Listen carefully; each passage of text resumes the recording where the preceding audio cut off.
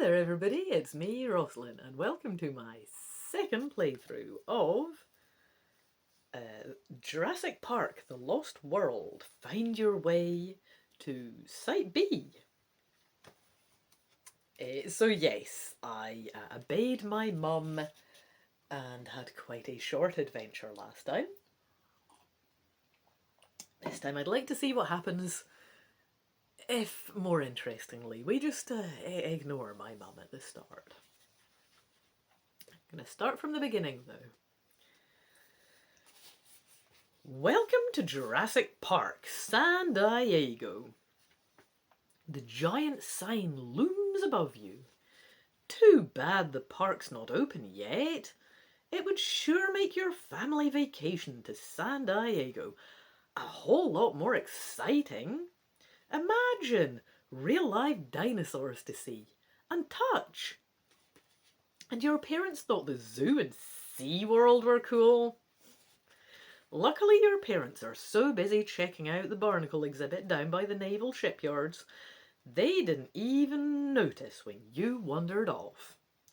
You have hours for sure before they even start to get a clue. If only you could get inside this place. There's got to be at least one dinosaur in there for you to see. After all, the posters all around town say, "Opening soon." But hey, wait 1 minute. Could it be a hole in the fence? It certainly is, and there's no one around. This is the chance of a lifetime, and you're going to take it. You climb through the gap in the chain link fence and look around. What a mess! There's construction equipment everywhere, and still not a soul. Maybe the barnacle exhibit wasn't such a bad idea after all. Then you spy the big concrete building off to your left. It looks kind of like those old Roman, whatchamacallits, amphitheatres? It's not finished either, but it definitely looks like the main attraction. You might as well check it out while you're here. Then all of a sudden, you hear a terrifying noise. It's somewhere between a primeval scream and a thunderous roar. It's your mother calling you. Well, you know what's going to happen now. My only option is to decide I've come too far to turn back now and foolhardily ignore her. Go and do that now. You decide you've come too far to turn back now, and foolhardily you ignore her. So you keep your parents waiting a few minutes. It's not as if they haven't kept you waiting before. Like all those times when they were supposed to pick you up from soccer practice. Instead, you keep heading for the amphitheatre. Inside, it's just like a modern gladiator arena, complete with bleacher-style seats all around, and a row of big cages underneath. This must be where they're going to have the dino shows, you figure. Then you hear it, another roar. At first, you can't believe how far your mother's voice can travel. Then you realise the sound is actually coming from one of the cages under the bleachers. Gulp. Something's in there. Uh-oh. Of course, you think you've lucked out. There really are dinosaurs here, and you're going to be one of the first, if not the first, spectator to see them. And you didn't even have to pay admission. But then you start to get a sudden case of cold feet. Reading about dinosaurs in books, even seeing computer-generated simulations in movies, is a little different from meeting them in person. What do you say? What do you do? Maybe this isn't such a good idea after all. What do I say? Does my character think we're going to have a chat with this dino? I don't think we're going to go over and rizz up the dinosaur with our banter. I feel like... I don't know though, maybe it's that kind of book. I actually don't know. I would assume not though. Anyway, I get two options. If I think I'm maybe just not up to this task, I get to just go with that. Or if you think there's no way on this earth you're going to miss this opportunity, go to page 17 instead of 6. Right. I think this be the opportunity of a lifetime, and let's do this. Of course. I think we're going to YOLO it this time. Yeah, run away from mum. YOLOing it with the dino. Sure, of course. There is no way on earth you are going to miss this opportunity. You head straight for the cage where the noise is coming from. But now it's getting louder and angrier and hungrier. By the time you reach the outside of the cage, you can hardly hear yourself think above the noise. But it's so dark inside the cage, all you can see is a big dark hole. If you're going to see inside, you're going to have to get up close. Of course, it's not too late to turn back, you know. Ho ho, it's giving me the choice to humbly retreat while I still can. And I can go humbly to page 15. Or I can choose to boldly ignore my fears and take a look inside and go boldly to page 27. I'm going to boldly go to 27, yes. Keep the momentum going. Hey, what can you say? Once again, foolish curiosity triumphs over good old common sense. Boldly you step up to the bars of the cage and look inside. Suddenly, the noise you've been hearing stops. Peering into the darkness, you can just barely make out an upright form, about 5 feet tall, with long limbs and beady eyes, staring straight at you. Funny, they're a lot more human-looking than you thought they'd be. Hi. You jump back. For sure, a talking dinosaur was the last thing you thought you'd find. Yes, I agree with my character. Oh, I'm sorry.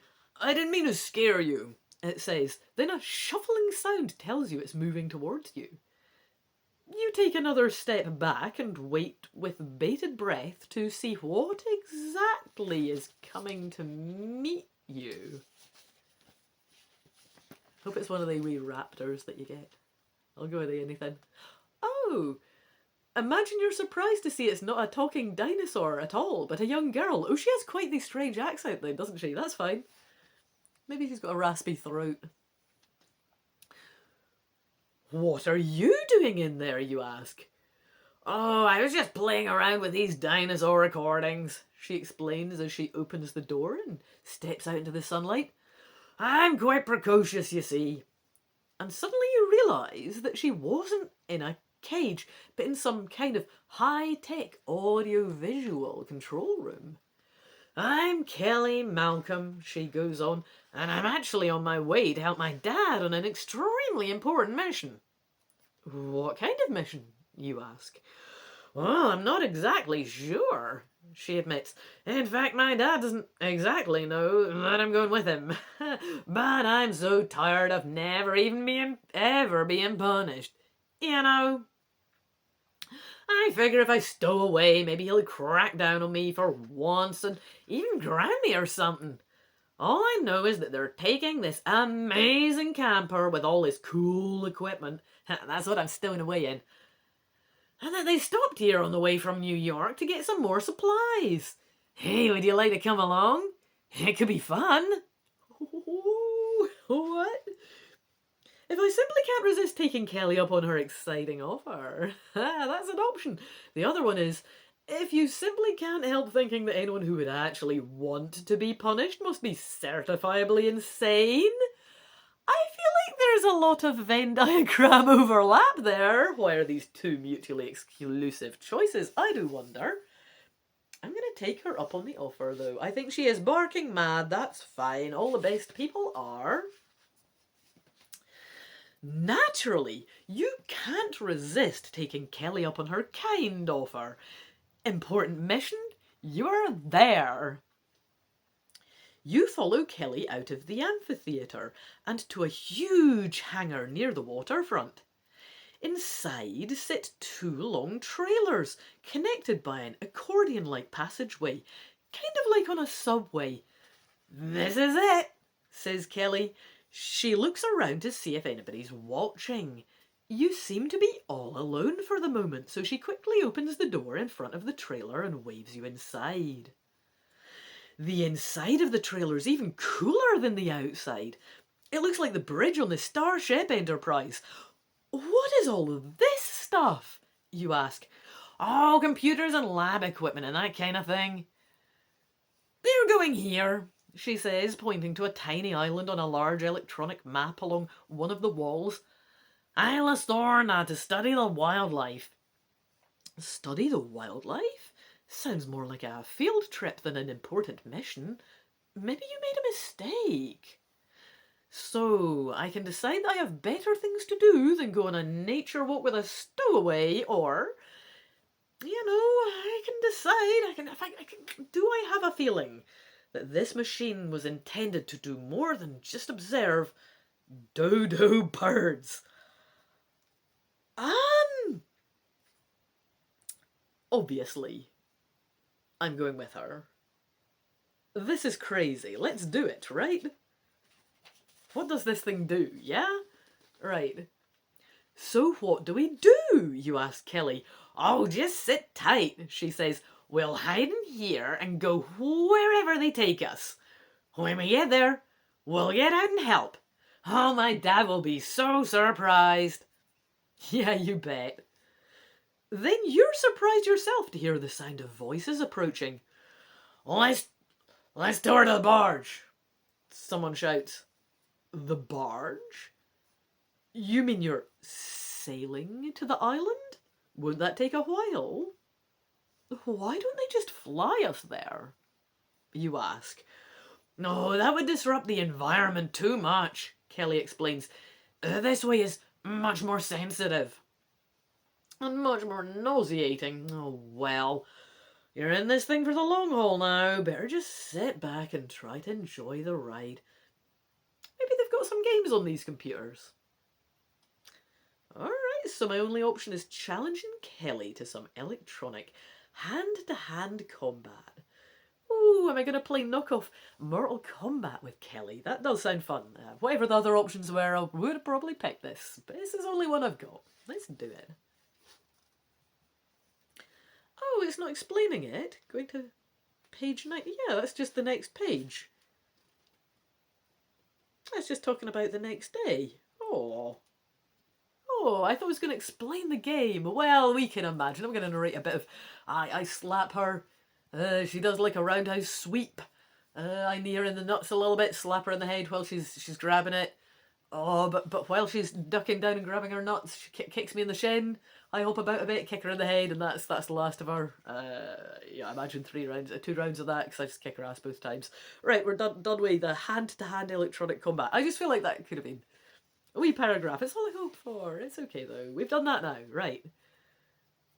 Right. The next day, the boat... that wasn't official. Anyway, the next day, the boat and you arrive at your destination. Isla Sorna. Yippee! Cheers, Kelly. You stay hidden inside the trailer, however, until it's loaded off the ship and taken to a place a little farther inland.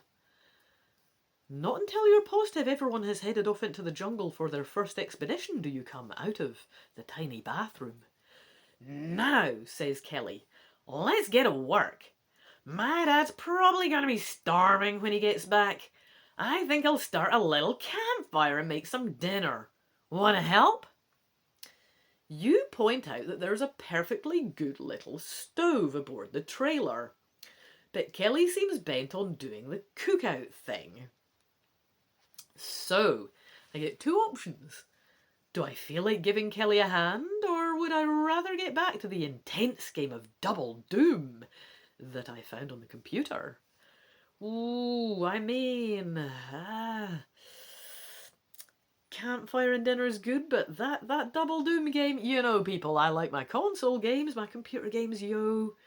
She could just use this stove. I have pointed this out. She wants to dick about making a fire. That's cool, but it's her time she's wasting. I would like to play Double Doom. You go ahead without me, you tell Kelly. I'll be out in a little while. Suit yourself, she says, and you watch as she steps out of the trailer and moves off towards the jungle to collect wood for the fire. You turn away from the window, grab a bottle of juice from the little fridge, and sit yourself down in front of one of the big computer screens.